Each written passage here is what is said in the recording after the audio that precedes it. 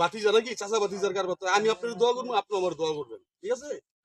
আমি আপনার টাকা দিতেছি, কেমন?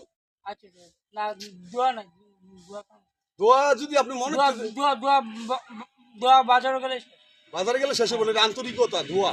না না, দোয়া আন্তরিকতা, দোয়া বাজারে গেলে ঠিক আছে, দোয়া কালাম বাজারে গেলে তবে আপনি পাগল, আপনার বুঝানোর ক্ষমতা আমার নেই, আপনার সন আল্লাহ তরফ থেকে আপনার আল্লাহ বুঝান না, ঠিক আছে? আমরা যেমন আর কি যাই যেরকম ভাবে, সে যে কিরকম ভাবে আমি